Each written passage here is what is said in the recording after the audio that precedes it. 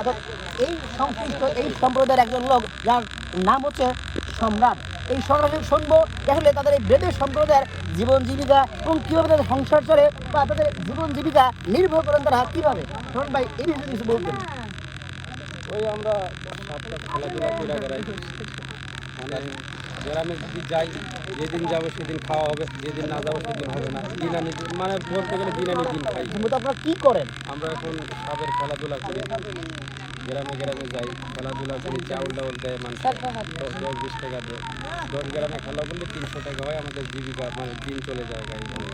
সাপের খেলা দেখে গ্রামে গ্রামে ঘুরে সাপের খেলা দেখে মানুষদেরকে মনোরঞ্জন করেন এবং তার থেকে খুশি হয়ে তারা যে অর্থ দেন সেই অর্থ দিয়েই তাদের জীবন জীবিকা তারা নির্বাহ করে থাকেন। তো সময় আপনারা আসছেন কোন জায়গা থেকে? আমরা আছি পাবনার ওই পাশ থেকে। পাবনা থেকে আসছেন। আসলে আপনারা এইভাবে করে মানে দেশের বিভিন্ন অঞ্চলে ঘুরে বেড়ান সব জায়গায় সাপ খেলা দেখার পাশাপাশি আর কী ধরনের বাবু উপার্জন করেন? অন্য কোনো ব্যবসা নাই, শুধু সাপ খেলাই করি। তো এটা কি আপনাদের মানে বংশ পরম্পরা আপনারা এইভাবে এসছেন? এটা পাকিস্তান আমল ধরে ব্যবসা, আমাদের অনেক ব্রিটিশ আমল, মানে অনেক পুরানো ব্যবসা। এটা আমার বাপ দাদারা করছে, আমরা করি।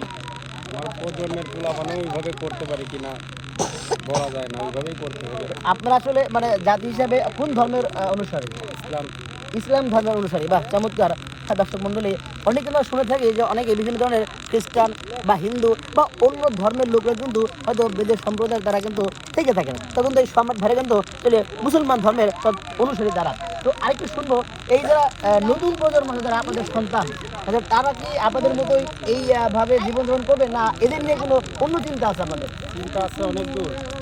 লেখাপড়া আমাদের পোলাপান অনেক করে, কিন্তু আসল লেখাপড়া করে যদি একটা চাকরি করবার যে টাকা চাইতো মানুষের, সে টাকাটা কোথায় থেকে আসবে? আমরা খেলা করবো, সারাদিনে 300 টাকা দিয়ে পাই, ওই টাকা দিয়ে আমরা খাবো না আমাদের পোলাপানের লেখাপড়া দিয়ে চাকরি করাবো?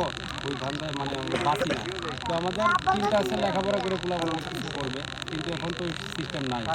আমাদের আশা ওই লেখাপড়া করবে ঠিক, কিন্তু ওই সাদের ব্যবসায় করতে হবে, উপায় নাই।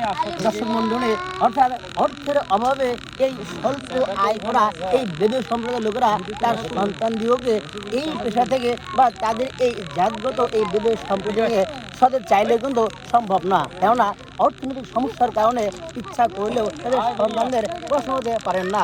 দর্শক মন্ডলী, এবার আমরা এই সম্প্রদায়ের যারা আছেন তাদের এই বসবাস করা কি বলা হয় ঘরটাকে ভাই আপনার যেভাবে বসে আছে সামনে দিয়ে? এটাকে বলা হয় তাবু, এটাকে বলা হয় বহর। বহর বা তাবু। তো দর্শক মন্ডলী, চলুন আমরা এই ভাইদের সম্রাট ভাইয়ের এই বেদের সম্প্রদায়ের আপনারা কতজন আছেন এখানে?